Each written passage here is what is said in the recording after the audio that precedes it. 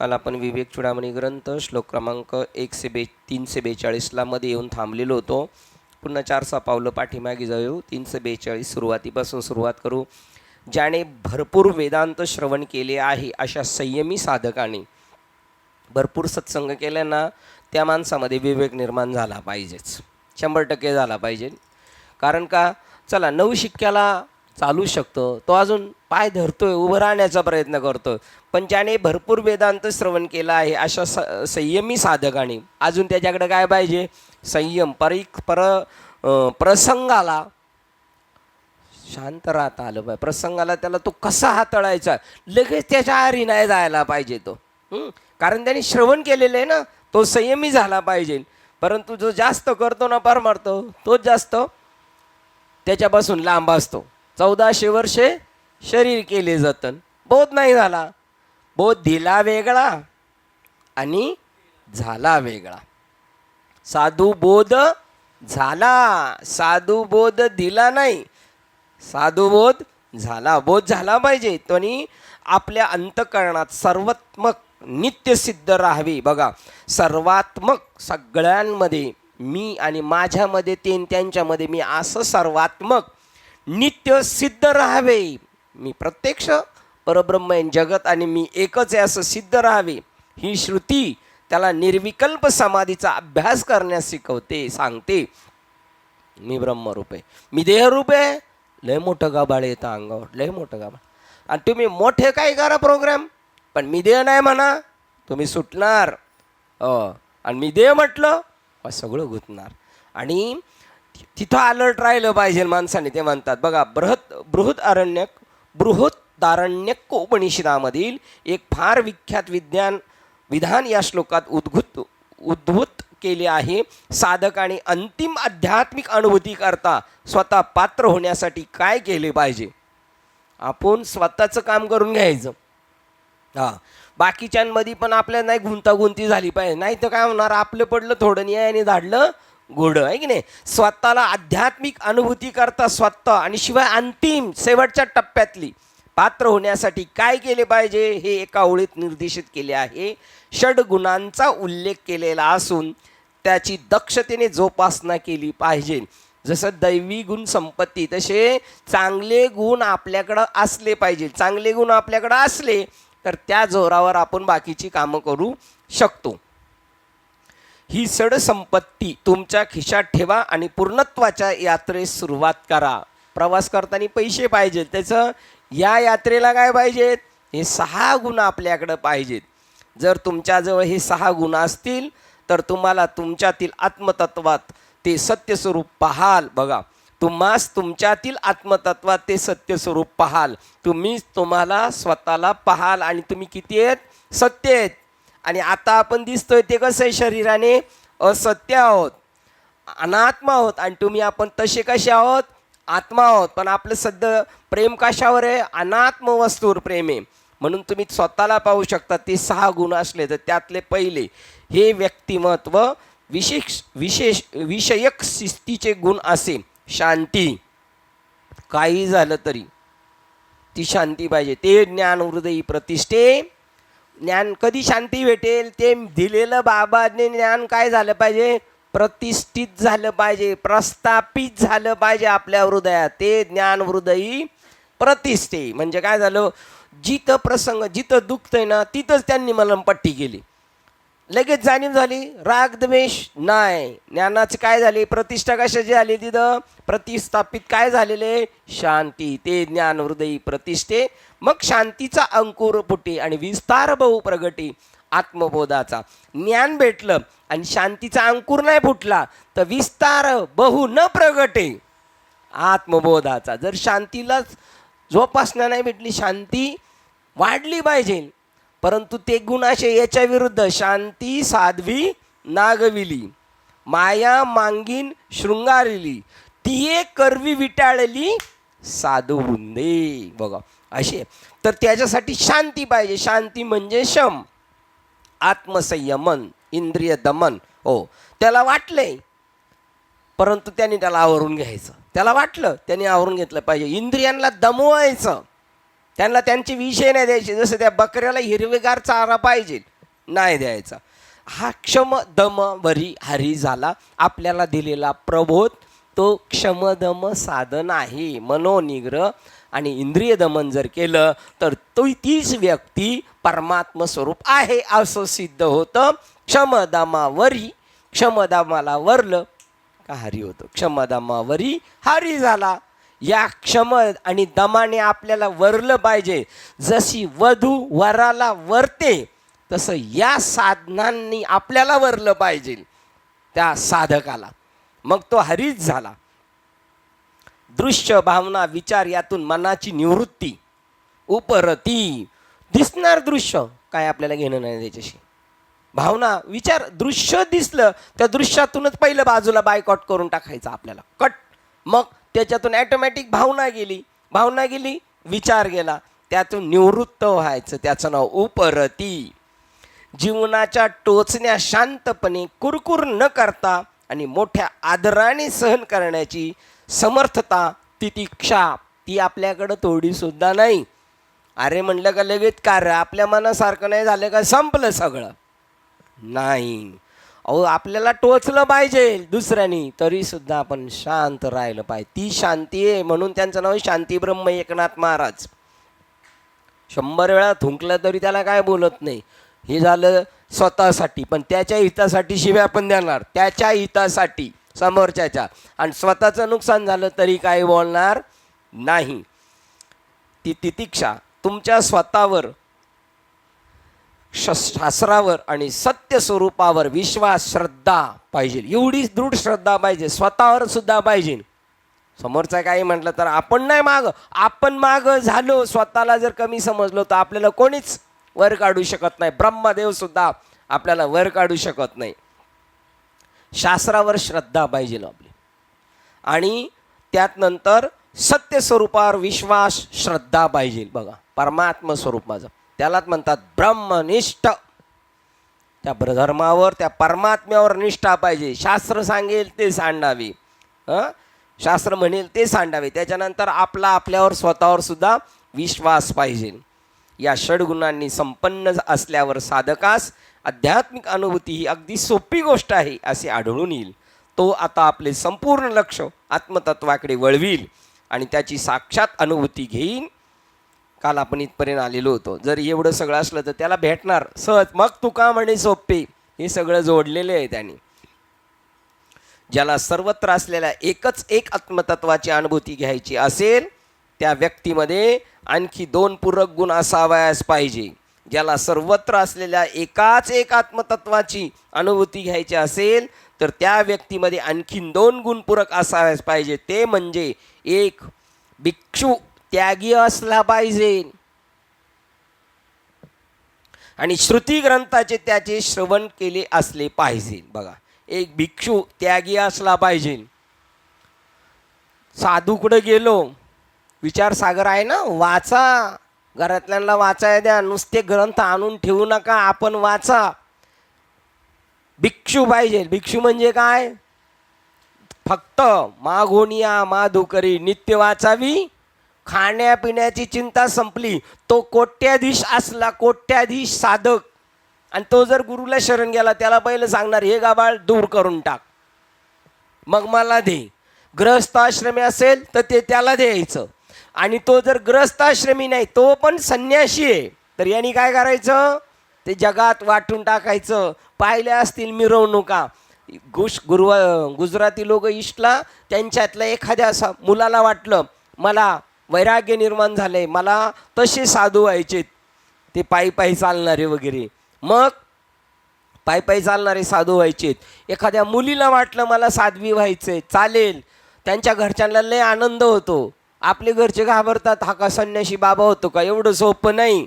संन्याशी बाबा परत मागं येतो. मग त्याचं काहीच इकडे ठेवायचं नाही, त्याचं खायचं पण नाही. ते काय करतात, त्या दिवशी त्याची मोठी सुट्टीच्या दिवशी मिरवणूक काढणार.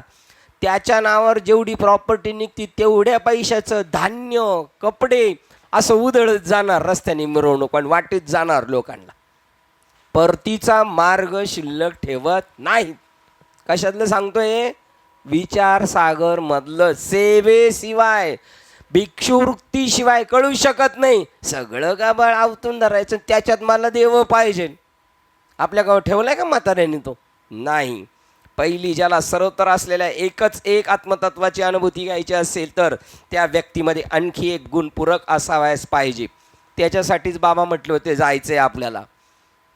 कुठं? नर्मदा परिक्रमेला. की आपल्याकडे काहीच बरोबर नाही ठेवायचं, एक लंगोटी, आपलं त्या 2 लुंग्या पांढऱ्या बस, आणि एक झोळी बस. का? भिक्षुवृत्ती पाहिजे, त्याच्यासाठी पाठवलेले.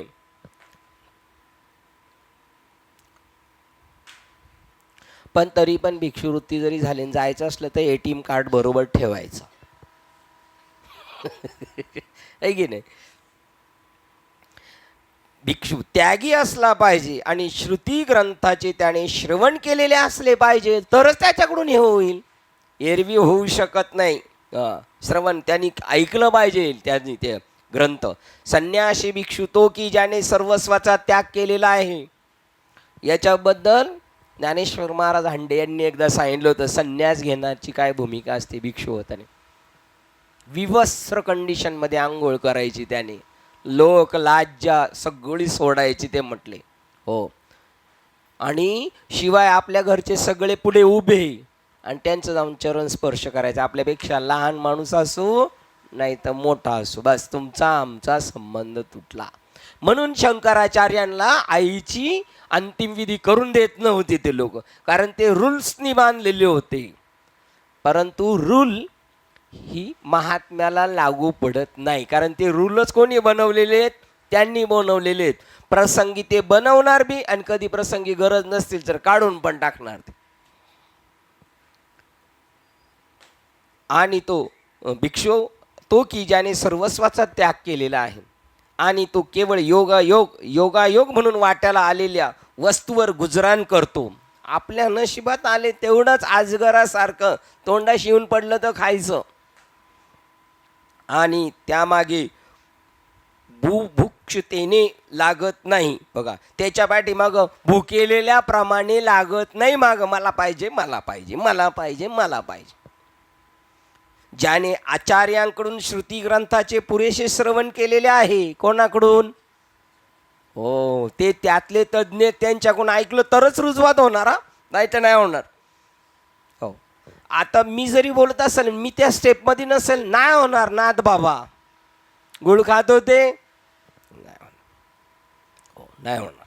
तुम्ही आपण तैसे व्हावे, मग जग बोधे निववावे.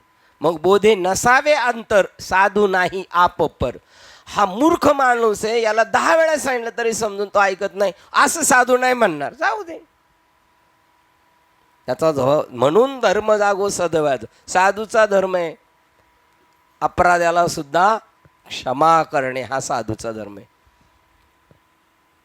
आणि ज्याने आचार्याकडून श्रुती ग्रंथाचे पुरेसे श्रवण केलेले आहे आणि भरपूर निष्काम कर्म करून चालू वासना झटकून टाकले आहेत. कशात अपेक्षा ठेवायची, कशात नाही करायची. आपण उपाशी मरू शकत नाही, पण ज्ञान ठसण्यासाठी या गोष्टी गरजेच्या आहेत. निष्काम कर्मयोग हे गावाला आपल्याला शिकवतात किंवा आपल्याला शिकवतात. तुमची जर वर्गणी आली 5,000 तर तुम्हाला असं देऊ, तुमचं टेबलावर डायरेक्ट शाल श्रीफळ दिलं जाईल. 25,000 दिले तर तुमचा फोटो लावला जाईल मार्बलमध्ये. नाही, ते निष्काम कर्म होऊ शकतं? 100% नाही होऊ शकत. उलट बाबांनी सांगितलं पाहिजे, अपेक्षा करू नकोस नावागावाची. निष्काम कर्म करून चालू वासना झटकून टाकल्या आहे, तोच समाधीचा अनुभव घ्यावा. सुपुत्र होय, त्याच्याकडे एवढंसं सुद्धा द्वैत नाहीये. हे मला मिळवायचं, हे सुद्धा, हे वस्तूला वेगळं समजणं, याला सुद्धा नाव द्वैतच आहे. समाधी हरीची समसुखे विन आणि न साधेलं जाण द्वैत बुद्धी. तो सुपुत्र होय, अशी ज्याच्याकडे त्या गोष्टी येत्या, अशा व्यक्तीने समाधीचा अभ्यास करावा. हेच बृहत अरण्यक उपनिषदात एका सुविख्यात विधानात सांगितले आहे. 1 नंबर खाली दिलेले, पण आता आपल्याकडे ते उपलब्ध नाही. पूर्ण श्लोक क्रमांक 243. पूर्ण प्रबळ झालेल्या अहंकाराचा विनाश. काय प्रबळ आहे आपल्याकडे? ज्ञान प्रबळ आहे का अहंकार प्रबळ आहे आपल्याकडे? मला असं बोलतो, तू कोण? कोण तू? तो अहंकार तो प्रबळ झालेला आहे ना, त्याला नेस्त नाबूद करायचा. सापाला तोपर्यंत मारीत राहायचं, कुठपर्यंत?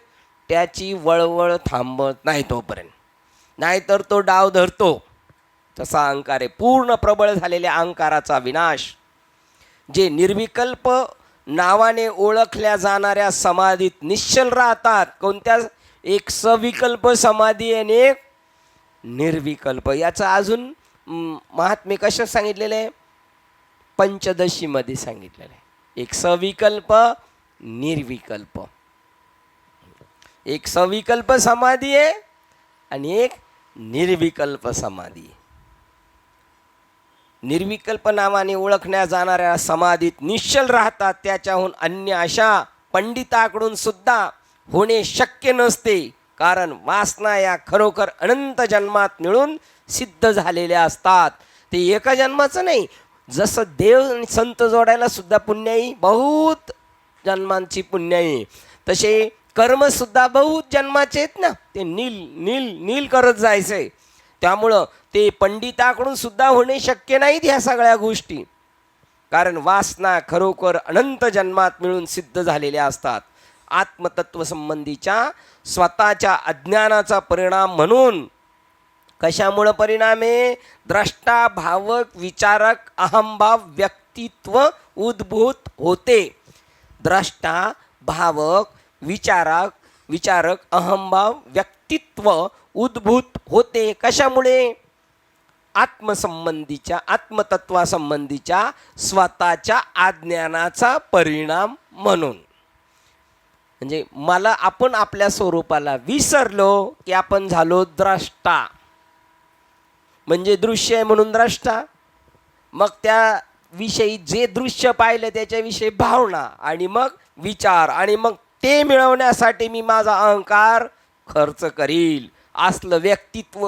हे सगळं कशामुळं होतं? हा एवढा ठासून प्रबळ झालेला अहंकार केवळ आपल्या स्वरूपाच्या अज्ञानामुळं.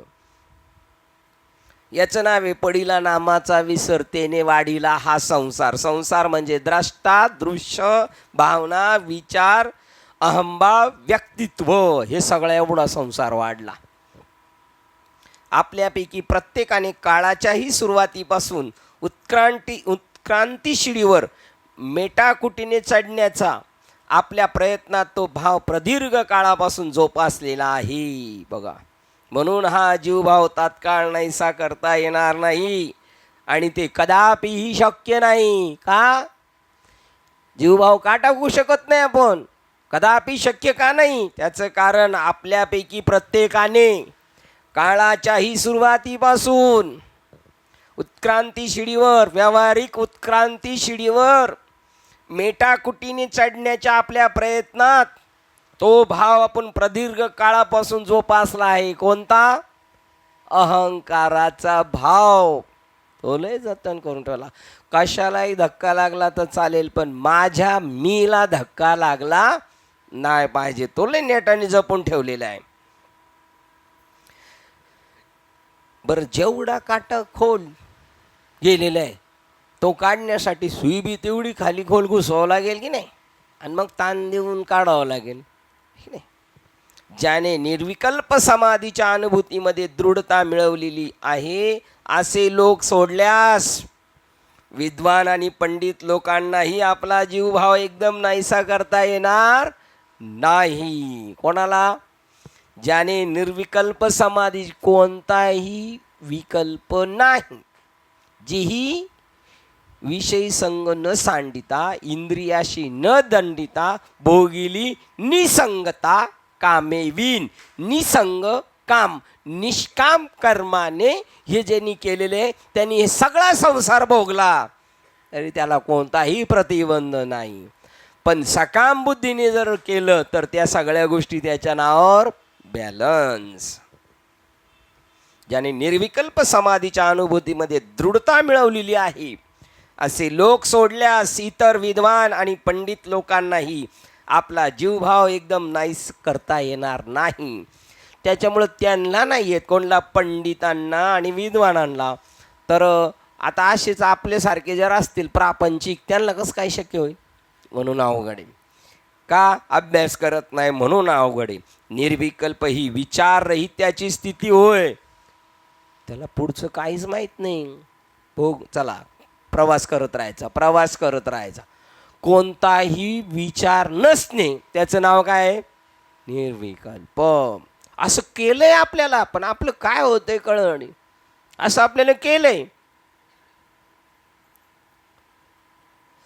आणि नसल केलं तर तू कर. संकल्प जाळणे निशेषू मद्याजी चोख याची नावे. नसल जळत जाळून टाक. हे संकल्प जाळणे निशेष कशाशी, कसं काय जाळू शकतो? तू मन हे मीच करी, माझे भजनी प्रेम धरी.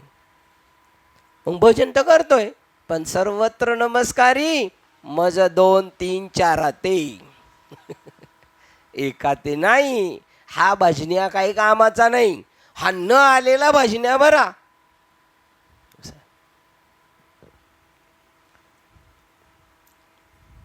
निर्विकल्प ही विचाररहित्याची स्थिती होय. मग काय विचार आहे? पुढं काय विचार आहे? यांना मी तिथं गणपती मंदिर जायला म्हणलं, पुढं काय ठरवलंय? ते म्हणले मग आता काय करून आलोय आपण? आता आपण एवढंच ठरवलंय, पुढं काही ठरवायचं नाही, आहे की नाही? ती विचाररहित्याची स्थिती होय की जेव्हा त्याने, अजून बघा माऊलींनी सांगितलं होतं आपलं, संकल्प जाळणे निशेष. प्रयत्न कर, परंतु साधन एवढं पॉवरफुल दिलेले ना, मग संकल्पाहीवरी नाही येत मन. किंवा अजून 3ऱ्या अध्यायात आहे का 5व्या अध्यायात आहे, निसंग झाला आणि जाळून टाकले त्याने. कापूस जळून गेल्यानंतर मग अग्नी काय करू शकतो? त्याला पेटवू शकतो का? 5वा अध्याय. मग त्याला घरदार सोडायची गरज नाही. तो त्याचा जो अहंकार आहे तो समूळ नाश झालेला आहे 5व्या अध्यायामध्ये. हा, मग राखोडी काय करे बघा. मग अग्नी विझून जाय. हा, मग कापूस जरी त्याच्यात ठेवला तरी तो पेट घेऊ शकत नाही, आहे की नाही?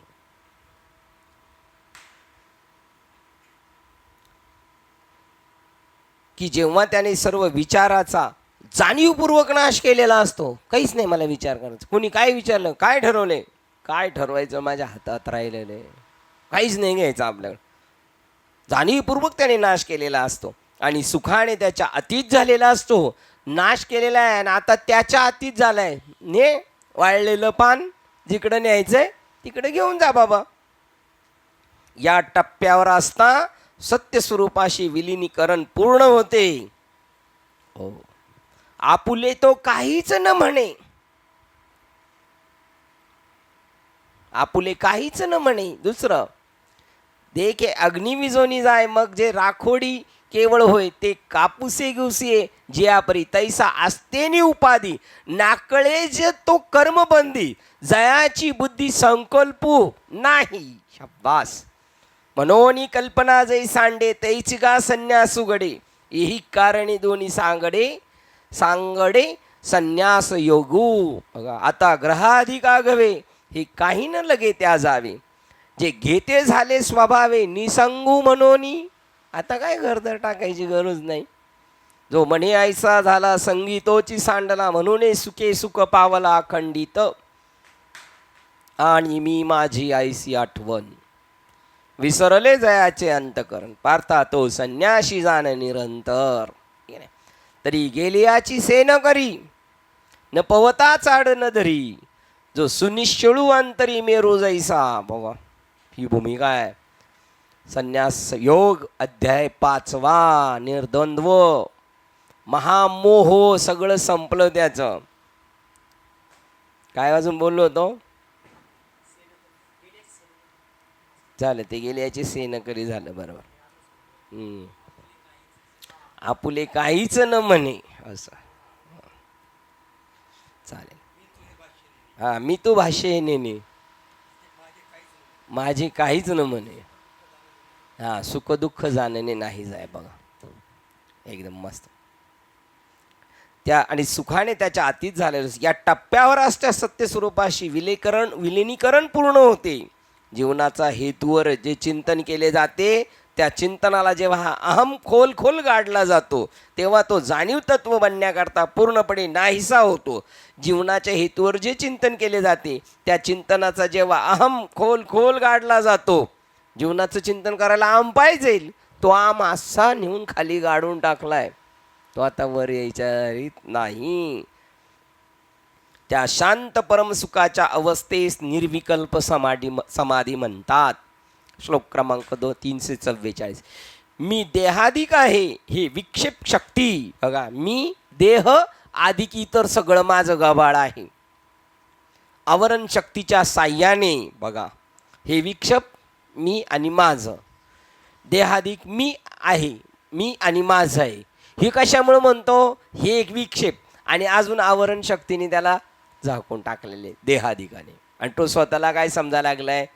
देह समजायला लागलाय, जीव समजायला लागलाय. साधकाच्या ठिकाणी मोह पाडणारी अहमबुद्धी उत्पन्न करून त्या अहमबुद्धीच्या गुणांनी त्या पुरुषाला विक्षेपित करते बघा. त्याला काय करते? मायेचा पगडा टाकते, देहावर आणते. देहबुद्धीवर आणले का तो देह आणि हे माझं. मग त्याच्या आत्मस्वरूपाच्या त्या चिर शांतीमध्ये विक्षेप निर्माण होतं. पाणी हलतं, हल्ल्यानंतर त्या पाण्यावर दिसणार आपलं प्रतिबिंब सुद्धा हल्लं जातं. तसं आपण आत्मा शांत आहे, पण जेव्हा अशी काही वस्तू निर्माण करतात विक्षेप तेव्हा ते हल्लं जातं आणि त्याच्यानंतर ती वस्तू खालची येते ती पूर्ण आवरण शक्तीने झाकून टाकलेली. आणि मग त्या साधकाच्या ठिकाणी मोह पाडणारी अहमबुद्धी उत्पन्न करून त्या अहमबुद्धीच्या गुणाने त्या पुरुषाला विक्षेपित करते. आवरण शक्ती सत्यस्वरूप जाणून घेण्यास बुद्धीला असमर्थ करीत असते बघा. आवरण शक्ती कळूनच देत नाही काय आहे ते.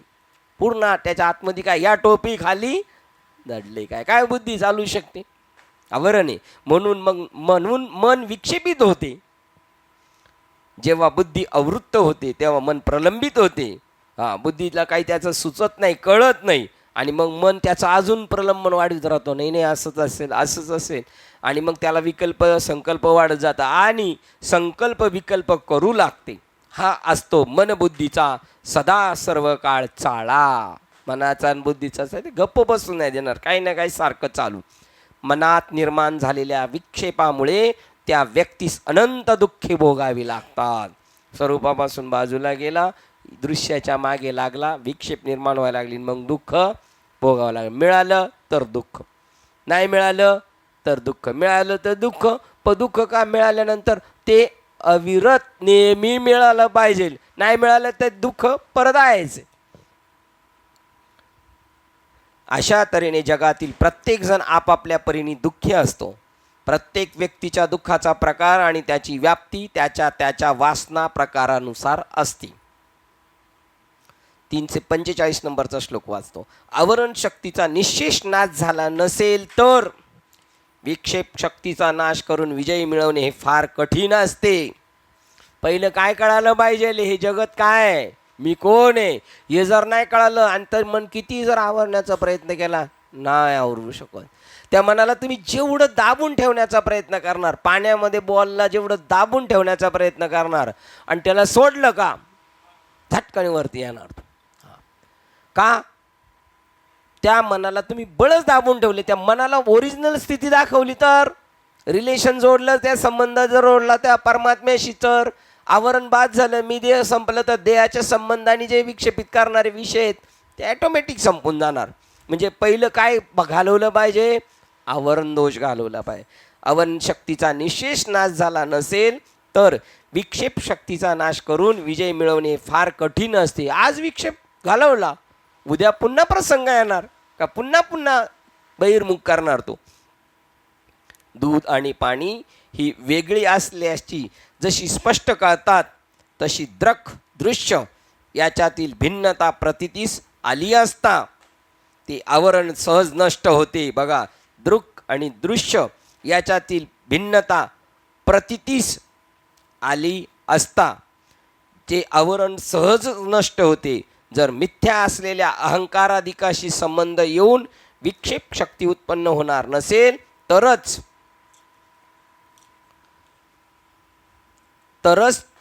तरच तिच्यावरचा विजय निसंशय प्रतिबंध शून्य होतो. सामान्यपणे मानव मनावर नियंत्रण ठेवू शकत नाही. तो सगळे जग जिंकेल, पण स्वतःच्या मनावर नियंत्रण ही अवघड गोष्ट असते. जोपर्यंत आवरण शक्ती पूर्णपणे दूर होत नाही तोपर्यंत विक्षेप शक्ती त्या व्यक्तीला नाचाव्यास लावते. बघा, जोपर्यंत सत्यत्वाचे अज्ञान राहते तोपर्यंत विपरीत ज्ञान चालू राहणारच. पहिलं त्याला काय जॉईन करून दिलं पाहिजे? बाबाने आपल्यासाठी पहिलं ते केलेले. तू ते आहेस आणि एकटा तू नसून नगदे आहे सगळं जगात ब्रह्म आहे. इथं 50% आपल्या विषयाकडे धावण्याची वृत्ती थांबवली. सत्य स्वरूपाची अनुभूती येईपर्यंत वासना शिल्लक राहणार आणि त्याच्या जोरावर त्याच्या जोरदार प्रेरणांमुळे शरीर, मन, बुद्धीचे उपकरण दृश्य, भावना, विचाराच्या जगतामध्ये आपले अनुभव जमवण्याकरता जोराने बाहेर पडणारच. तो ते अनुभव घ्यायला पाळणार तिकडं.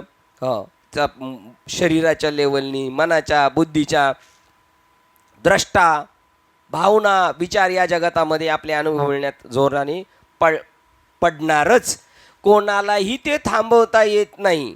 जोपर्यंत उच्चतर जाग अनुभवली जात नाही तोपर्यंत जाणीवेच्या नीचतर पातळी संबंधीची आकर्षणे आणि आसक्ती नैसर्गिक असतातच. आपण किती म्हणलं, शाळेत आपल्याला किती शिकवलं, वाईट खायचं नाही, वाईट प्यायचं नाही, तरी पण आपण तिकडं आल्यानंतर करतोच. म्हणजे ते जोपर्यंत त्याला वरच्या दर्जाचा माल भेटला नाही तोपर्यंत तो खालच्या याच्यामध्ये रमणार 100%. जाणीवच्या नीचतर पातळी संबंधीची आकर्षणे आणि आसक्ती नैसर्गिक असतात, त्यातून सुटका नसते. परमात्म्याचे सम्यक ज्ञान झाल्यावरच या सर्व वासनांच्या दुःखद आवेगाच्या खऱ्या अर्थाने शेवट होणार. हे दृश्य आणि द्रष्टा हे दोघे मिळून एकच आहे असं जर कळालं, सम्यक ज्ञान या जगामध्ये सगळं ईश्वर तत्व आहे असं झाल्यावरच सर्व वासनांच्या दुःखद आवेगाचा खऱ्या अर्थाने शेवट होतो. म्हणजे मनोविक्षेपावर संपूर्ण ताबा मिळवणे हे वाटते तितके सोपे नाही. त्याला वेळ लागतो. जोपर्यंत रोग कारणे शिल्लक असतात तोपर्यंत रोग लक्षणाचा शेवट होऊ शकत नाही, थोडं जरी असलं तरी. त्याप्रमाणे जोपर्यंत उच्च तत्वाचे ज्ञान होत नाही तोपर्यंत देह विषय उपभोगाचा, मन भावनिक समाधानाचा हव्यास करणारच. देहाच्या संबंधीने विषय उपभोगाचा, मन भावनिक समाधानाचा, मला हे मिळाल्यावर समाधान, ते मग त्याचा हव्यास करणारच. बुद्धी हजारो कामना ओकणारच. सारखं हे झालं का ते झालं का ते चालूच राहणार. म्हणूनच नवशिक्या साधकास विषयी वस्तू संबंधीच्या आपल्या आसक्ती सोडून देणे अशक्य वाटणारच. संबंध जोडला जर आपल्याला अंतिम सत्य कळलं तर अंतिम सत्य कळण्यासाठी पहिलं आपलं आवरण गेलं पाहिजे. आपलं आवरण गेलं तर ते ब्रह्मज्ञानाशिवाय जात नाही. म्हणजेच सम्यक ज्ञानाचा उपाय हा एवढा लाठेपणाचा उपाव आणू नोहेची म्हणे देव, हा सम्यक ज्ञानाचा उपाय माझी सगळ्या उपायांमधला हा राजा आहे. सर्व खलविदम ब्रह्म. तरच एवढे, बाकी दुसरं कोणतंच साधन तिथं पोहोचू शकत नाही. ज्यांना दृक आणि दृश्य याचे विश्लेषण करायचे, आकलन करावायचे आणि त्यासंबंधीचा विवेक करण्याचे सामर्थ्य असते त्यांना निष्ठर मूल्याचा अव्हेर करून उच्चतराचे जीवन व्यतीत करण्याचे धैर्य असते. त्यांनाच सत्यस्वरूपाचे अज्ञान नाहीसे करता येते. ज्याला पाणी आणि दूध कळतं. बघा, दूध आणि पाणी वेगळी असल्याची स्पष्ट कळतात त्यांना दृश्य याच्यातील भिन्नता प्रतीतीस आली असता. हे दोन वेगळे आहेत. हे ज्या वेळेला कळेल पाणी पाणी आणि दूध दूध, हे ज्या वेळेला कळेल त्यावेळेलाच ते आवरण नष्ट होते, एरवी होत नाही. आलो आपण त्याच्याजवळ. ज्यांना द्रक आणि दृश्य याचे विश्लेषण करावायचे, आकलन करावायचे आणि त्यासंबंधीचा विवेक करण्याचे सामर्थ्य असते आणि ज्यांना निश्चितर मूल्याचा अव्हेर करून उच्चतराचे जीवन व्यतीत करण्याचे धैर्य असते, त्यांना सत्य स्वरूपाचे अज्ञान नाहीसे करता येते. ज्याला त्याग निर्माण झालेला आहे, भक्ती ते नमन आणि वैराग्य तो त्याग. हे नको, हे नको, हे नको, मग काय पाहिजे? ए रती मायके आणि आपुला तो एक देव करून घ्या. त्याला ज्या गोष्टी नको नको, ज्या नाशक्या गोष्टी आहेत ते नको म्हणण्याचं ज्याच्या सामर्थ्य, तो वरच्या सुखाला पात्र होऊ शकतो, आजमवू शकतो. ज्यांना निश्चित मूल्यांचा अभ्यास करून उच्चतराचे जीवन व्यतीत करण्याचे धैर्य असते, त्यांना सत्य स्वरूपाचे अज्ञान नाहीसे करता येते. धैर्य पाहिजे. आता हे नको म्हणायला सुद्धा धैर्य पाहिजे, नाही तर आपलं सारखं म्हणणार पुढचं मिळेल का नाही मिळेल, पण आता मिळतंय हे जायचं आणि ते जायचं, पण हे सोडण्याचं धैर्य पाहिजे. पुढंच ठरलेलंच आहे आपल्यासाठी. पाणी आणि दूध यांच्या मिश्रणातून पाणी वेगळे करण्या इतके जे सूक्ष्म आणि अवघड असते, बघा तेवढं मिक्सिंग आहे इथं. दूध पाणी मिश्रणापासून दूध निराळे काढणे हे पूर्णोक्त हंस पक्षाचे विशेष कार्य समजले जाते. आवरण दोष कशाने जाणार? बघा ही सांकेतिक भाषा आहे, कळणं सुद्धा आहे ना, कळलेल्याला सुद्धा नीट कळणार नाहीये. हंस म्हणजे काय? हंस म्हणजे काय? सोहम. सगळेच वेळेला काही सोम सोम नाही म्हणत.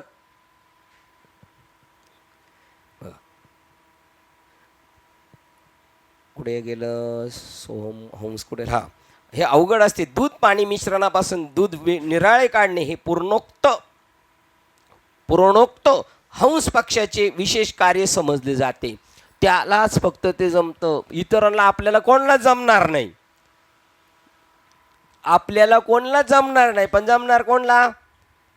हंसाला. आणि हंसाची दोस्ती केली तर, हंसाची दोस्ती केली तर तो आपल्याला युक्ती शिकविल ना. हंसाच्या चोचीतच तशी आहे नियोजन केलेलं, तो फक्त दूध सेवन करू शकतो.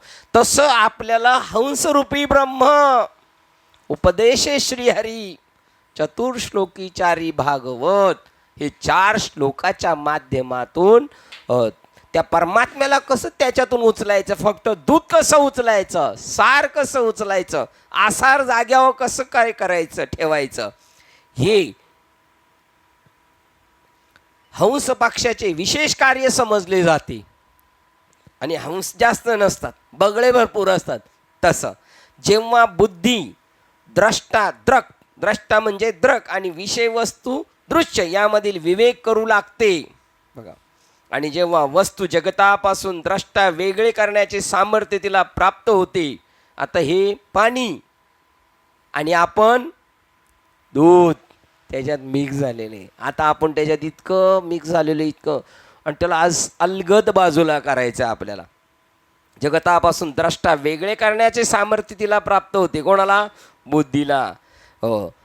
विषय वस्तू दृश्य यामधील विवेक करू लागते. आणि जेव्हा वस्तू जगतापासून द्रष्टा वेगळे करण्याचे सामर्थ्य तिला प्राप्त करते, ती बुद्धी त्याला बाजूला करते बरोबर त्याच्यापासून. तेव्हा द्रष्टा स्वतःच आपल्या परमतत्वाच्या दिव्य स्वरूपाचा पुनर्शोध घेतो. कोणाला बाजूला काढायचंय?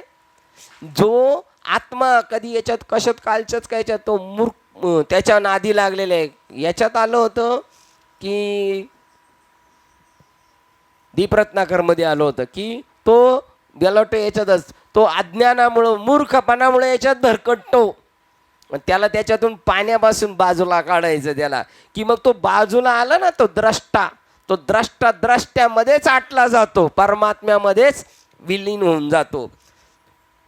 जगापासून द्रष्टा वेगळे करण्याचे सामर्थ्य तिला प्राप्त होते. तेव्हा द्रष्टा स्वतःच आपल्या परमतत्वाच्या दिव्य स्वरूपाचा पुनर्शोध घेतो, तेव्हा सत्य स्वरूपाचे अज्ञान आवरण आपोआप संपते. सत्य स्वरूपाचे अज्ञान, देव कोण आहे, कशाला म्हणतात ती परमात्मा वस्तू, ते संपलं.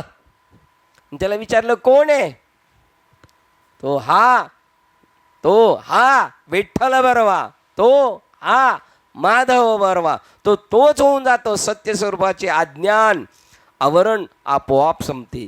जेव्हा बुद्धी आत्म आणि अनात्म वस्तूचे विश्लेषण सतत चालू ठेवते, काय स्वीकारायचंय, काय ग्रहण करायचंय आणि काय टाकायचंय, ही जेव्हा सतत चालू ठेवतो आणि ते सातत्यपूर्वक समजून घेते, म्हणजेच द्रक आणि दृश्य यातील विवेक करण्याची कार्य करताना ती बुद्धी तेजस्वी होते.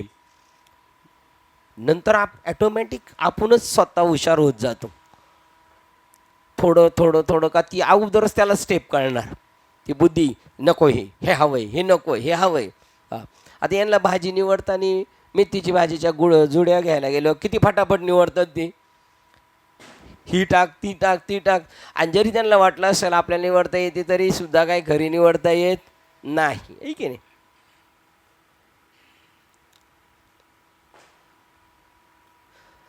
द्रक म्हणजे दृश्य, या द्रक आणि दृश्य यातील विवेक करण्याची कार्य करताना जी बुद्धी तेजस्वी होते, अज्ञानामुळे निर्माण झालेले द्रकचे विपरीत ज्ञान अधिक सायासाविना संपते. बघा, द्रकचे विपरीत ज्ञान झाले होते. माझंच मी स्वतःला ओळखत नव्हतो, आहे की नाही. मी स्वतःला काय समजत होतो, देव. आता तो माझा विषय संपला. त्या द्रकचे विपरीत ज्ञान अधिक सायासाविना संपते. काही सांगायचं काय नाही ना. तुम्हीच द्रक म्हणजे ज्यास जाणीव असते तो आहात, द्रष्टाच आहे. आणि ती दृश्य सर्व तुमच्यातच असतात. आता यांना म्हणायचं, मी जर इथून पाहतोय तुम्हाला 25-30 जणांना, ते म्हणतात तुम्ही 25-30 जण नाही, हे माझ्या डोक्याचा हा काय ही कल्पना आहे. तुम्ही म्हणणार आधीच आम्ही वेडे आणि त्याच्यात अजून आम्हाला वेड करा, म्हणजे मी बी तुमच्यातच आहे, हे असं शास्त्र सांगतं. म्हणून शास्त्र उलटं सांगतं. उलटं म्हणजे आपण चाललोय उलटं ना, त्याच्यामुळे आपल्याला म्हणावं लागतंय उलटं, नाही तर ते सुलटं आहे ना आपलं उलटं चाललंय. म्हणून म्हणावं लागलं नाथांच्या घरची, तर तुमची सगळी कल आपला सगळ्यांचा कल तिकडे आहे. म्हणून ते म्हणतात ते दूध निवडायला गेलेला तो जो ब्रह्मद्रष्टा आहे ना, तोच ब्रह्मरूप होऊन जातो. त्याला टॅक्ट कळाली आणि ते टाकता टाकता सार ग्रहण करता करता हा सार होऊन जातो. ते दृश्य सर्व तुमच्यातच असतात. जशी जेव्हा तुम्हा जाणीव व्हावयास सुरुवात होते, ज्ञान व्हावयास लागते, आणि जेव्हा ती दूर असतात तेव्हा तुम्ही वस्तुरहित बोधत्व होत. बघा, तुम्हाला आपल्याला जशी जाणीव व्हायला लागते तशी ते लगेच आपल्या ह्याच्यात पिराचा उरूस भरल्यासारखं होणार. आणि जेव्हा आपल्या डोक्यात काहीच नसणार तेव्हा आपण वस्तू रहित बोध तत्व असणार. आणि जेव्हा वस्तू निर्माण कोणी केलेल्या आहेत, द्रष्ट्यानेच वस्तू निर्माण केलेल्या आहे, मग तो वस्तू सहित. आणि आता कसं आहे, वस्तू रहित बोध तत्व आहोत आपण. जेव्हा वस्तू रहित बोध तत्व असतो ना, तेव्हा आनंदात असतो. पण दृश्य आपणच निर्माण केलं ना, आपणच त्याच्या मागे लागलो तर थोडा वेळ तो वस्तू सहित आहे आणि बोध तत्व नाही. पण ती वस्तू भेटली त्याला आणि त्या वस्तूचं समाधान झालं त्या वस्तूच्या भेटल्यानंतर, का तो पुन्हा परत बोध सहित राहणार. त्या वस्तूनी काय केलं, त्याला काय केलं, त्याच्यामध्ये चंचलत्व निर्माण केलं. काय केलं त्याला, मग अशी एक शब्द आला होता, काय त्याला पळवतो बाहेर, विक्षेप निर्माण करतो. आवरण आणि नंतर विक्षेप निर्माण करतो. ती दृश्य तुमच्यातच असतात. अशी जेव्हा तुम्हाला जाणीव व्हायला सुरुवात होते, ज्ञान व्हायला लागते, आणि जेव्हा ती दूर असतात तेव्हा तुम्ही वस्तुरहित बोध तत्व होत असता. आणि त्यांच्यामध्ये वस्तूमध्ये तुम्ही गुंतले जात नाही. म्हणजेच तुम्ही जणू त्यांच्यातून आणि त्यांच्या गोंधळातून गाळून शुद्ध होत असता. या सर्वाचा परिणाम म्हणजे शुद्ध आत्मतत्वाची विनासायास जाण येते. त्याच्यात राहता राहता राहता राहता तुम्हाला ज्ञान व्हायला लागतं, तेव्हा तुम्ही हळूहळू त्याच्यातून बाजूला, आणि मग नंतर पूर्ण वस्तू रहित बोध होतो, आणि त्या वस्तूमधून जे गुंतणार होते त्या वस्तूच्या गोंधळातून ॲटोमॅटिक बाहेर पडतो. वस्तू नाही निर्माण केली आपण, पाणी नाही तिथं, पण याला वाटलं हरणाला पाणी आहे, हे कोणी ठरवले? मृगजळ कोणी ठरवले?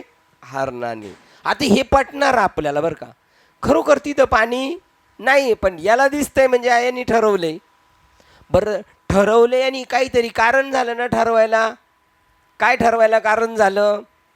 तिथं थोडी वस्तुस्थिती तशीच इकडं पण आहे, आणि टी मिळवण्यासाठी तो हरिण पळतो आणि आपण इकडे पळतो. आणि टी व्ही निर्माण कोणी केलेली? आणि तिथं सूर्यकिरण आहेत प्रखर, पण यांनी जल निर्माण केलंय तिथं. कोणी? हरणाने. जल आहे का? नाही. तसं इकडे जगत आहे का? नाही. पक्क. मग ती विनाशायस होती जेव्हा आपल्याला तशी त्याची आकलन आपलं शक्ती वाढत जाते. तेव्हा आत्मतत्वाच्या या अनुभूतीमध्ये काही शंका राहत नाही. मग काही शंका नाही राहत. किती लाटा एकमेकीवर आपटल्या आणि काही झालं, काही तयार झाल्या आणि काही मेल्या, तरी काही संशय आहे का? कशाबद्दल संशय नाही? हां, लाट मेली, जन्माला आली, लाट आहेच नाही, आवरण दूर झालं त्याच्यावरच्या आकाराचं, पाणीच आहे. मग जरी खेळलं तरी आणि फिरलं तरी त्याला त्याच्या कोणत्या गोष्टीची जाणीव नाही. आत्मतत्वाच्या अनुभूतीमध्ये काहीही शंका राहत नाही. मला इतर प्रत्येक गोष्टीची शंका येईल, पण मला माझी शंका नाही येणार. मी माझी शंका घेऊ शकतो का? तसं मीच हे सगळं आहे सम्यक ज्ञानाने कळालं, संशय राहील? नाही राहणार. मला इतर प्रत्येक गोष्टीची शंका येईल, परंतु माझ्या स्वतः संबंधीची काही शंका राहत नाही. ते आत्मतत्व द्रक असल्याने तो आपल्या प्रत्येकातील गाभाच होय. बघा, आपल्या प्रत्येकामधलं तेच आहे, तो आपला मूळ गाभा आहे. माझ्यातील आत्मतत्व हे सर्वत्र असलेले आत्मतत्व होय. याचे ज्ञान झाल्यावर माझ्याखेरीज येथे दुसरे काहीच नसते. हा बोध होणं अवघड आहे. अमावस्येच्या दिवशी हा बोध होणं अवघड आहे का नाही? अमावस्येच्या दिवशी अज्ञानामध्ये हा बोध होणं अवघड आहे, अज्ञानामध्ये. आणि प्रकाशात सहज. मग प्रकाशाचे सोबती झालो पाहिजेत. आम्ही प्रकाशाचा सोहळा भोगीत असेल. प्रकाश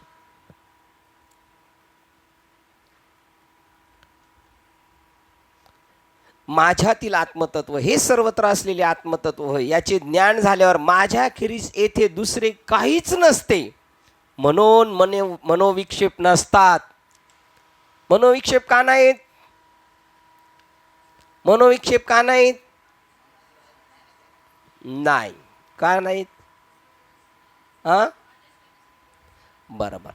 पण मनोविक्षेप निर्माण का झाले होते?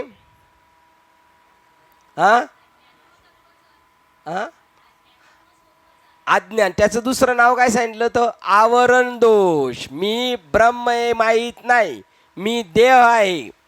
आणि मग मी देह आहे, मग मनोविक्षेप पळवतात माणसाला.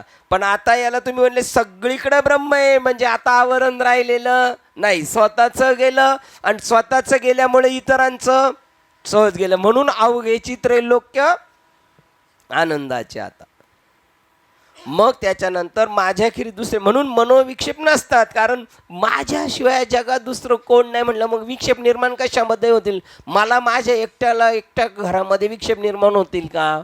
नाही. कारण शंका घेणारच कोण आणि कशी? कोण घेणार शंका?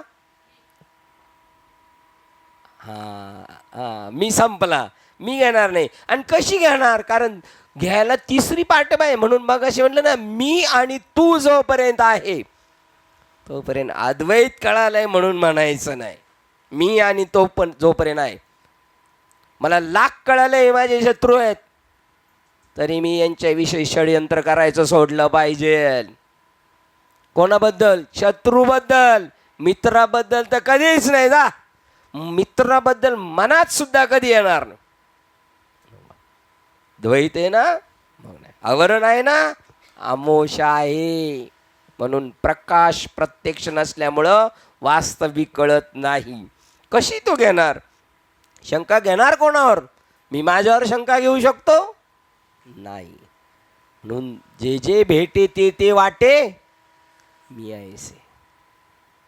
माझ्या मनासारखं वागतंय म्हणून मी ऐसे वाटे? माझ्या मनासारखं नाही वाटत. तो माणूस अजून परफेक्ट असतो आपल्याला घडवण्यासाठी. त्याच्यावर जास्त प्रेम करायचं आपण. कोणावर? जो आपल्याला सुधरवण्याचा. निंदक आमचा काय वाक्य? सखा. तो खरा मित्र आपला. महाराज तुमचं काम झालं हो, समजायचं आता आपलं काम नाही झालं. क्रॉस पाहिजे, विरोधी पार्टी पाहिजे, तर आपली प्रगती आहे. इथे कोण कोणाशी शंका घेणार? सगळंच जरी एक झालेलं आहे. स्वप्नातून बघा भेद करत नाहीत.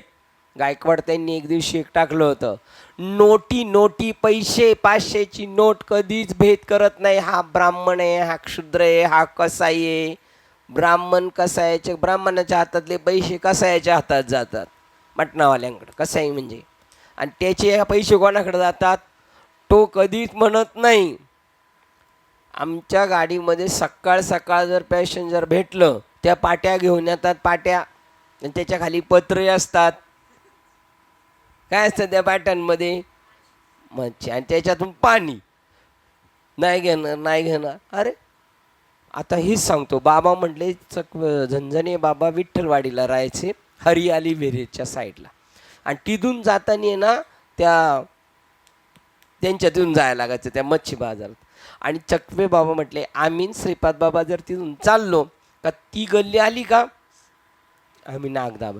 बाबा म्हणले बाहेरच्यासाठी नाक दाबता, आतल्याचं काय? ते पण नाही वाटलं पाहिजे तुम्हाला. बघा, घाण घाण नाही वाटली पाहिजे. जाधव साहेब पंढरपूरमध्ये आले आणि आम्ही जेवण उठलं, ढोबळे साहेबांना असा हात मिळवायला लागले. ते तर ढोबळे साहेब म्हणतात हात भरलेले. अहो हेच आतमध्ये आहे म्हणले. आतमधल्याचा कधी विचार केलाय का आपण? पहा बरं. अजून तुम्ही पाहिलं असेल, सूर्यवंशीच्या बहिणींच्या गावात एक पेलेला माणूस भेटला होता. त्याला त्यांनी मिठी मारली. तो त्यांना सोडायला तयार नाही. तर गावची लोक म्हणले आता बस झालं, जा, आता बस झालं, जा. काय वाक्य चाललं होतं? माझ्या खेरी दुसरे काहीच नाही. संशय राहिला त्यांच्याकडे. आपण म्हणू पेलेलं हे गिराई, हे कशाला बाबाजवळ? कीर्तनाला पेलेला माणूस आलेला चालेल का? आता गुजराती बाई माझ्या गाडीत बसली होती. एक जरा गाडी वाकडे, म्हणलो ओ पिया आहे. ती म्हणली क्या पिया आहे हो? तिला माहीत नाही काय पिया. आपली गावठी भाषा ना, प्यालेलं आहे. तो प्यालेलं आहे म्हणजे आपल्याला लगेच लक्षात येणार काय पेलेलं आहे हो. दारू पेल हे नाही. कशामुळे गेलो होतो तिकडे आपण? हां नाही, ते झालं प्यालेल्याच्या अगोदर. हां, आपण म्हणू बाबाच्या कीर्तनात पेलेला आलेला चालेल का? पेलेला आलेला चालेल का? चालेल. अरे हे आकाश मंडप पृथ्वी असन, त्या बाबाने याला स्वीकारलं. त्याच बाबा तू आहे ना तत्व अशी. त्या बाबाला जर हे सगळं चालतंय तर आपल्याला चाललं पाहिजे ना. एवढा सुद्धा भेद नाही. बापरे. निर्विकल्प ब्रह्म कशाने आतुडे? जवन मोडे मी तू पण. करेक्ट, शाबास. मी तू पण गेला. अहो अशी परीक्षा गेल्यानंतर एखादं घाणेरडे पेलेला माणूस आपल्या शेजारी येऊन बसेल, काय करायचं? काय करायचं? राहायचं बसून. एवढी आपली बुद्धी झाली पाहिजे. होणं अवघड आहे ते. एक आपण पैची पहा ऐसे, ते देखती विश्व तैसे. हे बोलणे कायसे? हा, नवलू येत. हे का बोलायची गरज आहे का? तो आपल्यासारखं सगळं पाहतो. हां, हे बरोबर, आपल्यासारखंच आपण सगळं पाहतो ना. त्याच्यासारखंच आहे ना, तो तो आपण पाहतो त्याला. म्हणून माऊली म्हणले, काय बसा तुम्ही पोळ्यांच्या जेवणाला. काय ही व्यापकता, ही व्यापकता कोणाकडे? तो संत साधू ओळखावा निका. ही बाकीचे नाटकी करणारे जाणावे मायाबद्ध. तुम्ही कशा ते महाराज? आम्ही तुम्ही तसे आम्ही, आणि ग बसा आम्ही. बरोबर. स्वप्नातून आल्यावर, स्वप्नातून जागृती आल्यावर जागे होणारा कधी स्वप्नात पाहिलेल्या बायकोला आलिंगन देईल का? प्रश्नचिन्ह. आता जागा झाला ना बघा. स्वप्नातील पत्नीवर जे प्रेम केले ते त्याच्या स्वप्न देहाने. आता तो देह आहे का? आहे तो देह स्वप्नातला? नाही. मग तो स्वप्नातला देह नाही ना. आता हा देह कशातला आहे आपला? जागृतीतला का स्वप्नातला? स्वप्नातला. तो पटते आपल्याला, पण हे पटत नाही. स्वप्नातील पत्नीवर जे प्रेम केले ते त्याच्या स्वप्न देहाने, की जे जागृती आल्यानंतर उपलब्ध नसते. त्याचप्रमाणे त्या व्यक्तीस उच्चतर पातळीवरील जाणीवेची जाग येते, तेव्हा तिच्यात अधिक मनोविक्षेप नसतात. बघा, कारण तो जागा झाला. झोपेत मात्र तो घाबरणार, प्रेमात पडणार, पण इकडे आल्यानंतर ती संपलं. तसं आपण आता तिकडून कुठे आलोय? इकडे आलोय म्हणल्यावर तिकडचं आपलं स्वप्न संपलं. जरी मोहात टाकणाऱ्या, विषय सुख देणाऱ्या वस्तू त्याच्या भोवती असल्या तरी त्या मिथ्या आहेत हे ज्ञान त्याला असते. बघा, विषय गोळा करणारे बाजूला जरी विषय असले आपल्या, तर ते विषय कसे आहेत? आता त्या विषयांच्या नादी नाही लागलं पाहिजे की नाही? आपण त्या विषयांच्या नादी नाही लागलं पाहिजे की नाही? त्यांचं स्वरूप समजून घेतलं पाहिजे. ते कुठं जिवंत आहेत? ते जिवंत आहेत का? नाही, कारण ते कसे आहेत? मिथ्या आहेत. श्लोक क्रमांक 346. प्रत्यक्ष साक्षात्काराने निर्माण होणाऱ्या परिपूर्ण विवेकानेच, प्रत्यक्ष साक्षात्काराने, हो पाहिला मी, प्रत्यक्ष साक्षात्काराने निर्माण होणाऱ्या पूर्णपणे विवेकानेच अनात्म वस्तूपासून आत्मतत्वाचे स्वरूप वेगळे करून, आता वेगळे केले. कशापासून वेगळे केले? मिथ्या आहे. आता तुम्ही सांगा बरं, कळालं ना रश्शी? आता त्याच्यावर दिसलेल्या सापाचं काय करायला पाहिजे? काय करायला पाहिजे सापाचं? परत जिवंत झाला मग हा केतन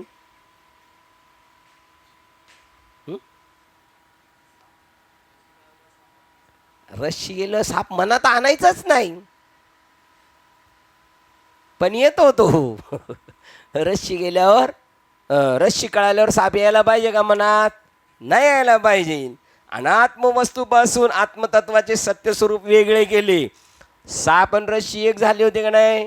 आता आपण बाजूला केले.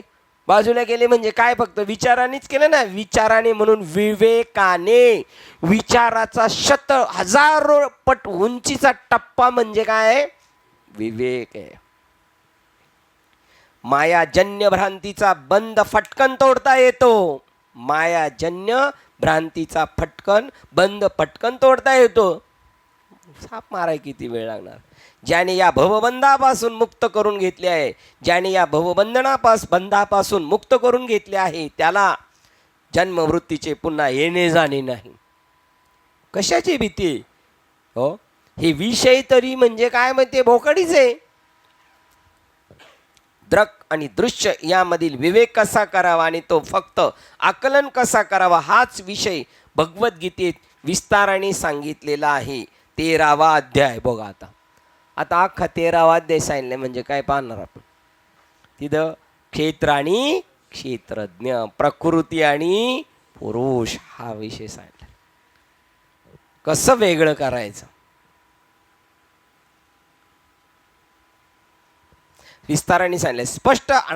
स्पष्ट आत्मा अनात्म विवेकामधून निर्माण होणाऱ्या यथार्थ ज्ञानाने, बघा, स्पष्ट आत्म अनात्म विवेकातून निर्माण होणाऱ्या यथार्थ ज्ञानाने दृश्यापासून दृक स्पष्टपणे वेगळे आहे हे ज्ञान सखोल होते आणि सर्व संदेह पूर्णपणे फिटतात.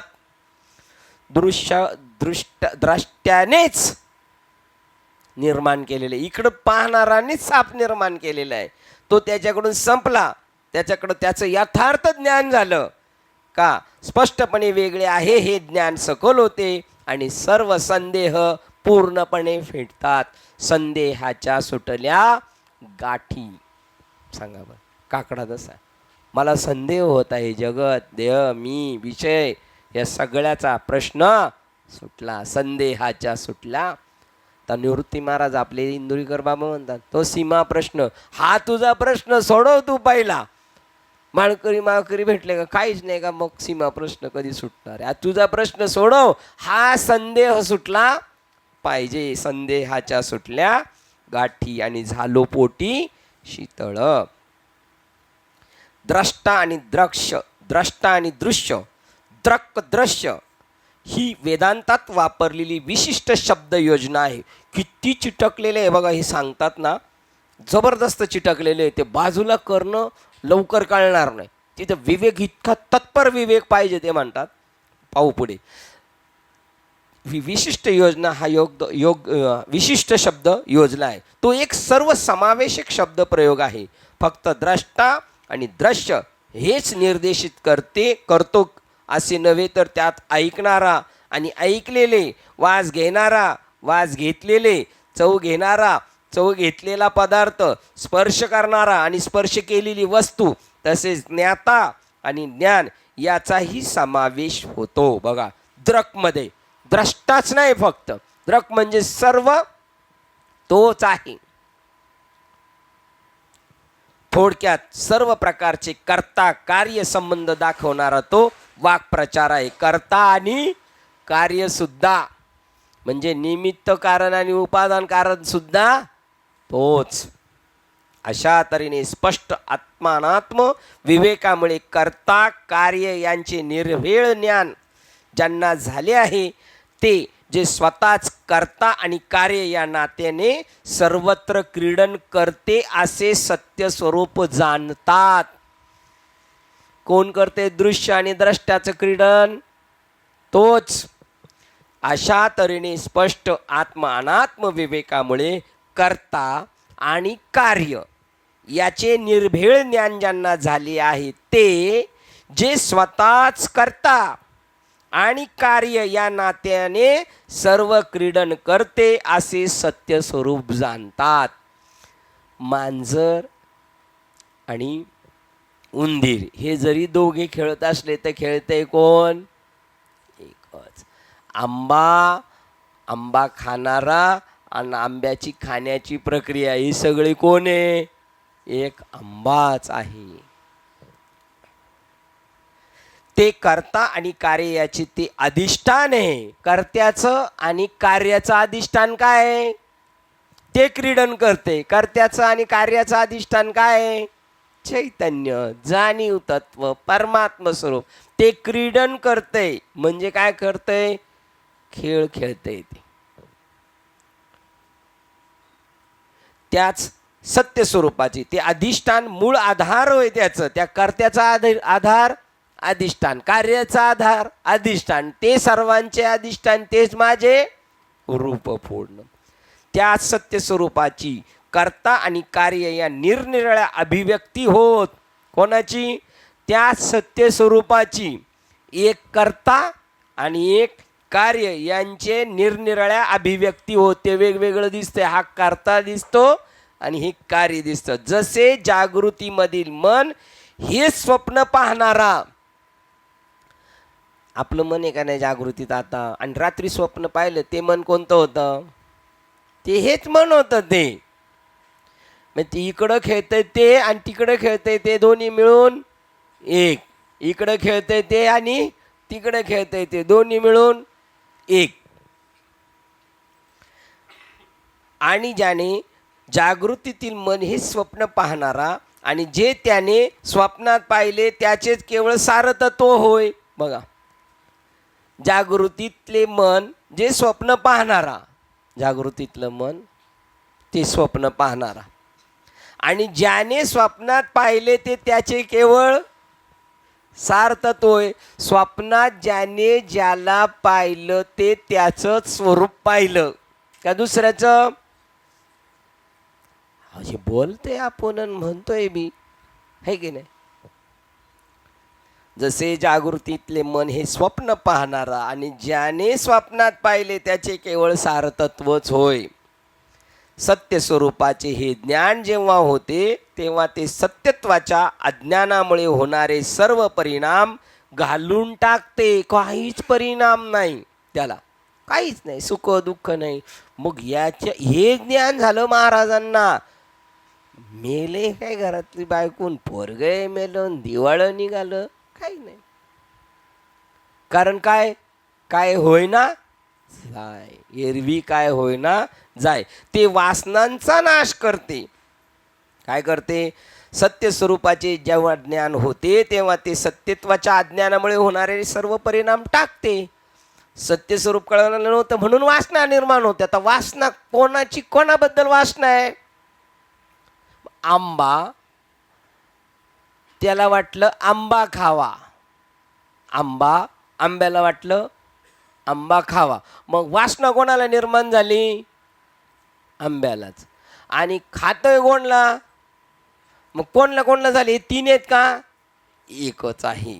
ते वासनांचा नाश करते, म्हणजे वासना शिल्लक ठेवत नाही. ते अविद्येचा त्याच्या सर्व परिणामासह छेद करते, म्हणजे वेगळेपणा दिसत होता ते सगळं गायब करून टाकतं. अविद्येचा परिणाम म्हणजे भ्रांती. एकाचे दोन दिसणे म्हणजे भ्रांती, किंवा विपरीत दाखवणं, किंवा विपरीत ज्ञान, आणि त्याच्यामुळे बंद होतात. आता आपण एकमेकाला, हे मुळे काका आहेत, हे रसाळ बाबा आहेत, हे येलकर बाबा आहेत, हे आपलं विपरीत ज्ञान आहे का यथार्थ ज्ञान आहे? हां, आता हे विपरीत ज्ञान थोड्यासाठी ठेवायचं आहे का कायमस्वरूपी आहे? व्यवहार चालण्यासाठी आहे ना. पण खरं ज्ञान काय आपलं? सगळं जगत ब्रह्मरूप आहे. दृश्य आणि द्रष्टा या दोन्ही दशा वांझटा, पाथा एक एक काष्टा, स्फूर्ती मात्र तो. फक्त ते स्फूर्तय आपल्याला, नाही तर हे दोन्ही, ते दिसतंय आणि हा पाहतोय, हे दोन्ही कसे आहेत? वांझोट्या स्थिती आहेत. बघा छान आहे. कशातले? अमृत अनुभव है. आलो होतो आपण. हा, पालपलटी गेलतं का? नाही. हा, भ्रांती किंवा विपरीत ज्ञान याच्यामुळे बंद होतात. आपल्या शरीर, मन, बुद्धीशी, उपकरणाशी तादात्म्याची दृढ भावना निर्माण होतात. म्हणून सत्यत्वाच्या अज्ञानामुळे उत्पन्न होणाऱ्या भ्रांतिमय विपरीत ज्ञानाने निर्माण होणाऱ्या सीमिततेची सर्व भावना जेव्हा सत्य स्वरूपाच्या स्पष्ट आणि अपरोक्ष अनुभूतीने संपते तेव्हा ती व्यक्ती पूर्णपणे मुक्त होते. काहीही दिसलं तरी काय दिसलं? काहीही दिसलं तरी काय दिसलं? जगामध्ये ब्रह्म दिसे एवढे. काहीही दिसलं तरी ही अपरोक्ष अनुभूती. त्याच्यामुळे काय? म्हणून सत्यत्वाच्या अज्ञानामुळे उत्पन्न होणाऱ्या भ्रांतिमय स्थिती, सत्यत्वाचं ज्ञान झाल्यानंतर ती भ्रांतिमय स्थिती संपली. खांबावर भूत आहे असं वाटलं होतं, पण आता कळालं ना खांबे, आता भूत राहणार का? बरं, खांब कायम स्वरूपात त्या जागेवर राहणार आहे की नाही? म्हणून भूत राहणार आहे का कायम स्वरूपी त्या जागेवर? नाही. एवढ्या भूमिकेपर्यंत बाबांनी आपल्याला आणलेले. अशा व्यक्तीला पुन्हा जन्म मृत्यूच्या फेऱ्यात संसारात येणे जाणे नाही, कारण त्याच्यामधील मायेचा, त्याच्या कारणाचा शेवट झालेला असतो. मायेचा शेवट झाला. माया, सत्यत्वाचे अज्ञान म्हणजेच माया. कारण अधिक अज्ञान, कार्य विपरीत ज्ञान. विपरीत ज्ञान करते ती माया. यथार्थ ज्ञान झाल्यावर माया संपली.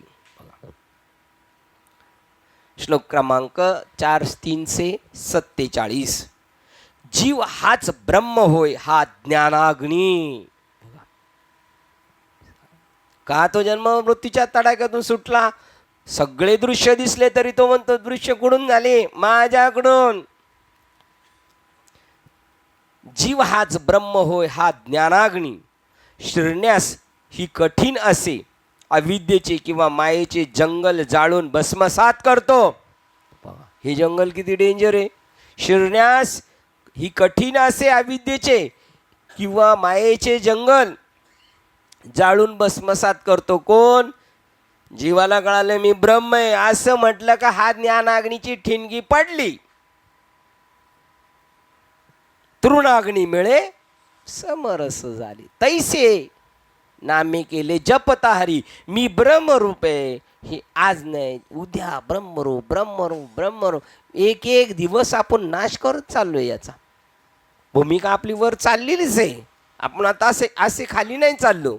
असं वर येतो. कधी कधी हिंदळा बसतो परत येतो जागेवर. आपण तो दारू पिणार माणूस कसा असा असा पडायला जातो का परत जागेवर येतो. तसं होतं आपलं. पण आपण पडत नाही आहे की नाही. शिरण्यास कठीण आहे त्या अविद्येच्या जंगलामध्ये, त्या मायेच्या जंगलात. पण त्याला जाळून टाकतं. बस एक ठिणगी पडली ना काम झालं. आहे का एक ठिणगी पडली असं एखादं प्रमाण? ज्ञानाग्नीचे मुखे जेने जाळीले कर्मे अशी एवढी डेंजर कार्यक्रम त्याने संपून टाकला. तो मनुष्य विवेक ओळख परब्रह्मची. ज्याने ही आत्म ब्रह्माइक्याची अवस्था प्राप्त करून घेतली आहे त्याच्याकरता काही पुनर्जन्माचे बीज शिल्लक राहणार आहे का? इथं जायचं आपल्याला. पारलौकिक आणि ऐहिक याच्यामध्ये उच्चतर तत्व आणि नीचतर तत्व यांच्यामध्ये केलेल्या विवेकाने यथार्थ ज्ञान निर्माण के होते. बघा नश्वर गोष्टीकडे पळणं सुटलं त्याचं.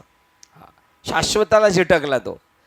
व्यक्तीने ईश्वर जीव आणि जगत यावर चिंतन करावे. ईश्वर जीव आणि जगत यावर चिंतन करावे. हे विश्व कशाने बनले आहे? हा अहम कोण आहे? कोण आहे अहम? अहम तोच आहे. प्रत्येकाचा मी तोच मी आहे. या दोहोंच्या मागे असणारे सत्यस्वरूप कोणते? ते जगत आणि मी म्हणून क्रीडा करते ते काय? जगत आणि मी म्हणून जे क्रीडा करते ते काय? ते एकच आहे. सत्य स्वरूपावर केलेले हे विवेकपूर्ण चिंतनच संपूर्ण अविद्येचा अज्ञानाचा दिव्य दृष्टीला झाकाळणारी एक अंधुकशी लकेरही शिल्लक न ठेवता जाळून नाश करते. बघा ही दिलेली दीप म्हणून तैसी दीपकळी का दाकोटी बहुते जाते प्रगटी तैशी सद्बुद्धीत हे कुटी म्हणू नये. सद्बुद्धी म्हणजे काय? मी ब्रह्मरूप आहे ही सद्बुद्धी आहे. ती त्याला जाळून भस्मसात करून टाकते. एवढा मोठा डेंजर संसार असला तरी. अशी व्यक्ती अंतर आणि बाह्य जगाच्या मोहात पुन्हा कदापि तरी लडबडेल काय? परत फसेल काय त्याच्या पाठीमागे? ज्याला तो अद्वैत भाव ज्याला तो अद्वैत भाव प्राप्त झाला आहे, जो एक सत्य स्वरूपाची अनुभूती घेतो, त्याला पुन्हा जन्म मृत्यूचे चक्र संसार नाही. जरी चाललेला असलं तरी तो ते समजतो हे सब झूठ आहे, माया आहे, मिथ्या आहे. किंवा शेवटची अंतिम स्टेप समजतो जगामध्ये सर्व ब्रह्म व्यापलेलं आहे. अशा भूमिकेत मग त्याला संसाराचे मृत्यूचक्र जन्म मृत्यूचे चक्र संसार नाही. ज्याने अद्वैत भाव पूर्णपणे अनुभवला आहे त्यालाच विपरीत ज्ञानाच्या अवस्थेत पुन्हा पुन्हा पडण्याचे कारण नाही. बघा त्यालाच कशी पलटी होती जरा थोडी लगेच. काय असं काय म्हणले? ज्याने अद्वैत भाव पूर्णपणे अनुभवाला आलेला आहे त्याला जन्म मरण नाही. बाकी ज्यांना पूर्णपणे नाही, थोडा थोडा जाणलाय तर थोडा थोडा. जो जसा मला बसतो त्याला मी तसा भजतो. हा घेशी तेव्हा देशी ऐसा असशी उदार. ऐसेने समत्व पंडू सुता जो जे देखत असे साता तो मरण आणि जीविता नागवे पुरा. मरणाने जीवनाने नागवतो का नाही, त्या मरणाला आणि जीवनाला पूर्ण नागून टाकतो, त्याला काही शिल्लक राहत नाही. दीपाची निकोडी जैसे एकच तेज सरीसे, तैसा तो सर्वत्र असे येशू, असं तो समजतो. तेवी मजसी एक वाट जा झाले ज्ञान चोखटता, पुनरावृत्तीची वाट मोडली गा. त्यालाच विपरीत ज्ञानाच्या अवस्थेत पुन्हा पुन्हा पडण्याचे कारण नाही. तुम्ही परमतत्व आहात याची तुम्हाला एकदा का प्रचिती आली की तुम्ही शरीर मन बुद्धी आहात, ह्या विपरीत भावनेत तुम्ही त्यानंतर पुन्हा पडणारच नाही. स्वतःला तुम्ही आपण देह समजणारच नाही, समजणारच नाही का नाही. कधी कधी समजू, थोडं समजू कधी कधी. कारण अजून कसं आहे, अजून ज्या अर्थी तो याच्यातला भात टोपातला टनाटन उडतोय खालून जाळ चालू असताना, त्या अर्थी आपण समजायचंय काय, अजून तो कसा आहे, कच्चा बी नाही धड पक्का बी नाही, पण पक्का होण्याच्या कंडिशनमध्ये. मग हे कोणी समजून घेतलं पाहिजे. पोरग पडायला लागलं तर कोण सावरतं त्याला, आई. तसे संत आपल्याला सावरणार. आपण पडायला लागलो ना, पडून नाही देणार आपल्याला, ते परत सावरतील. कारण त्यांना तुम्हाला आपल्याला काय करायचंय, उभंच करायचं. आणि ते त्यांना थोडी उभं करतात, ते कोणला उभं करतात, स्वतःला सावरत असतात. हां, कसा तो पडेल बघा बरं. राजा भिकाऱ्याचा पोशाख करून बाजारात भीक मागत बसतो, ती स्वतःची गंमत क्रीडा म्हणून. आता आपलं काही चालली सगळी गंमत क्रीडा. अंगलट आली तरी म्हणायचे क्रीडा. आम्ही कंपनीत कामाला होतो, तिथे युनिफॉर्म दुसरा घालायचा, कारण ती पावडर सगळी उडायची कंपनी दिल्याच्या. मग तिथे ड्रेस टाकायचे, मग प्रत्येकाने खेळे लावलेले. दुसरा काय करायचा, स्वतःच्या त्याचे कपडे आणि आपले शेजारी, तो त्या आपल्या पॉकेटला हात लावायला बघायचा. आता आपल्या पॉकेटमध्ये काय असणार आहे, परंतु त्याला विचारलं का, अरे सॉरी बंकस करत होतो, मस्करी करत होतो. तो क्रीडा करणार, तो भीक मागणारा राजा कधी स्वतःला भिकारी समजणार. तसे आपण कोण आहोत, राजे. ती स्वतःची गंमत क्रीडा म्हणून आपण जन्मजात भिकारी आहोत अशी तो कधीच गैरसमजूत करून घेणार नाही. कोण, राजा. आपण संपूर्ण साम्राज्याचे अधिपती आहोत हे त्यास माहीत असते, है की नाही. सर्व सत्ता आली आता. भिकाऱ्याच्या पोशाखाखाली चांदी सोन्याची जरीची राज्य वस्त्र भांडारातील रेशमी वस्त्रे दडलेली असतात. आपण राजा आहोत हे त्याला पूर्ण माहीत असते. अगदी तसेच पुरुषाने आपल्यातील अनंत तत्वाची अनुभूती घेतल्यानंतर तो आपल्या प्राकृतिक देहात फिरत राहतो आणि जगातील सुखदुःखाचे फेरफार क्रीडा म्हणून अनुभवतो. राहणार कशात, पण आतमध्ये सगळी कशी जरीची सोन्याची वस्त्रे आहेत आतमध्ये. मी ब्रह्मरूप आहे. तरीही देहाला येणारी संकटे उच्चतर सिद्धीच्या नव्या ज्ञानामुळे त्याला बाधणार नाही. संकट येणार पण त्याला बाधणार नाही, तो त्यात कधीच गुंतला जात नाही. श्लोक क्रमांक 348. कोणताही पदार्थ उत्तम तऱ्हेने पाहून त्याचे ज्ञान करून घेतले म्हणजे आवरण शक्तीला वावच उरत नाही. चांगलं जोखून पाहिलं तर नाही, तसं जगत पक्क नीट निवाडा करून घ्यायचं. मग विक्षेप रूपी मिथ्या ज्ञानाचा नाश होतो. कळालं ना सगळं एकदा, काय सगळं ब्रह्म आहे. आणि त्याच्यावर जर शिंपले हातात भेटलं कधी कळल का, वाटेल चांदी आहे नाही. मग चांगलं जाणून बुजून घेतलं ना, मग आवरण शक्ती उरत नाही. मग विक्षेप रूपी मिथ्या ज्ञानाचा नाश होतो. जेव्हा मी ब्रह्मरूप आहे असं समजलं तर विषय संपणार. माझ्या असं सगळं जगत ब्रह्मरूप आहे तर मनातले विषय रूपी जे निर्माण करणारे विक्षेप आहे ते संपून जाणार. त्यामुळे साहजिकच विक्षेपजन्य दुःख सुद्धा नाहीशी होतात. कोणत्याही वस्तूचे विपरीत ज्ञान ती वस्तू केवळ पाहिल्यानंतरच संपुष्टात येते. बघा, शिंपली पाहिल्याशिवाय चांदी कळणार नाही, आहे की नाही. त्याचं नीट स्नानू, स्थानू ना, स्थानू.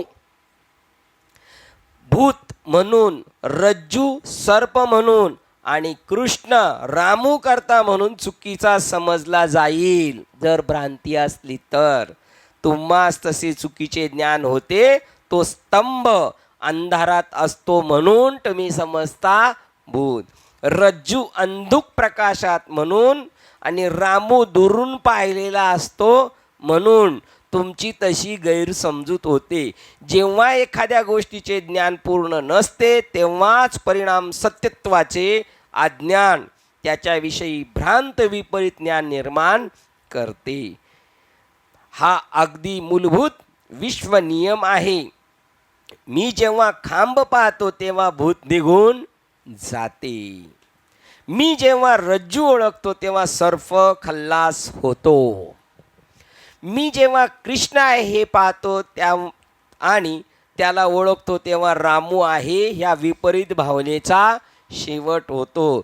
जेव्हा आवरणाचा शेवट होतो तेव्हा विक्षेपामुळे निर्माण होणारी दुःखे सुद्धा संपतील. स्तंभाचे अज्ञान स्तंभाला आवृत्त करते. त्या ठिकाणी त्यानंतर मला स्तंभाऐवजी भूत दिसते. विपरीत ज्ञान. विपरीत ज्ञानामुळे मला भीती वाटते. कशामुळं? खांब आहे म्हणून भीती वाटली असती का? मग खांब हे कळाल्यानंतर भीती आपोआप गेली. मग भीती बी गेली आणि अट्रॅक्शन पण गेलं. काय? मूळ स्वरूपाचं ज्ञान झालं. आवरण गायब झालं. स्तंभाऐवजी भूत दिसते. मग विपरीत ज्ञान. विपरीत ज्ञानामुळे मला भीती वाटते आणि मग भीती वाटल्यावर काय होते? दुःख होते. स्तंभाने काहीही प्रत्यक्ष दुःख दिले नाही, आहे की नाही? दुःख कोणाच्या कल्पनेने? आपल्या, आहे की नाही? स्तंभाला स्तंभ म्हणून काही ओळखले नव्हते. स्तंभ जेव्हा आवरण शक्तीने आवृत्त होता, झाकला जातो, तेव्हा मला ते भूत आहे असे वाटते. हे मिथ्या ज्ञान आपल्यासाठी दुःख निर्माण करते. भूत जेव्हा नाहीसे होईल तेव्हाच दुःख नाहीसे होऊ शकणार. म्हणून दुःखाचा नायनाट करण्याकरता मिथ्या ज्ञानाचा शेवट करा. धन दारा पुत्र जन बंधू सोयरे पिशून सर्व. पाठ का नाही सगळ्यांचा आपल्या? मग पण मिथ्या समजत नाही. आपण काय समजतो? जोपर्यंत हे खरे समजतो तोपर्यंत हेच आपल्याला दुःख देणार. कोण? बाकीच्यांचा संबंध काय आपल्याला दुःख द्यायचा? कोण कोण देणार? धन दारा पुत्र बंधू जन, हे काय नाही? तुम्हाला पटलं की नाही? मग तेच आपल्याला दुःख देणार, कारण ते मिथ्या आहेत. आणि मग खरे काय आहेत? ते खरे काय आहेत बाबा? ते कृष्ण, माझी आई, बाप, बंधू, चुलता, सगळं ते. पण मिथ्या. कृष्ण म्हणलं आनंद आणि भाऊ म्हणलं आडीवर आडी चढणार लगेच, आहे का नाही? या क्षणी आत्मतत्व याचे ज्ञान नसते म्हणून दुःख. आत्मतत्वाच्या आपल्या अज्ञानामुळे ते अवृत्त होते, ते त्याला झाकून टाकते. आत्मतत्वाचे अज्ञानच मी देह आहे, मन आहे, बुद्धी आहे हे मिथ्या ज्ञान निर्माण करीत असते. मी सीमित क्षुद्र जीव आहे ही संकल्पनाच मला जीवनातून दुःख देत असते. जेव्हा मला जाणीव तत्वाचे आकलन होते तेव्हा माझ्यातील आध्यात्मिक अज्ञानाचा साहजिकच शेवट होतो. आता झालेलं आहे आपला. आत्ता या क्षणाला आपण ही सगळे डोक्यातले गबाळ काढून टाकलेले. पण जसं आज रात्रीचं झोपणार आणि सकाळी उठणार तेव्हा सगळं जग जसंच्या तसं परत होणार. अज्ञानाचा माझ्यातील आध्यात्मिक अज्ञानाचा साहजिकच शेवट होतो. आध्यात्मिक अज्ञानाचा साहजिकच शेवट होतो म्हणजे मी स्वतःला देह समजत नाही म्हणून मी जीव आहे ही शुद्र भावना त्यानंतर नसते.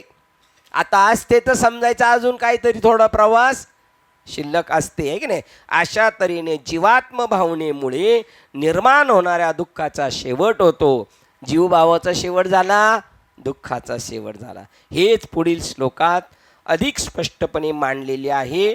पण दिवाळी संपल्यानंतर, आहे की नाही? आता दिवाळीत आपण हे मिथ्या समजायचं नाही. आता थोडे दिवस ठसकेच आले काय? कोणी काय फोडणी दिली काय? असो, वेळ झाली आपली. बरोबर राईट टाईमला प्रकरण 60 क्रमांकाचं प्रकरण संपलं.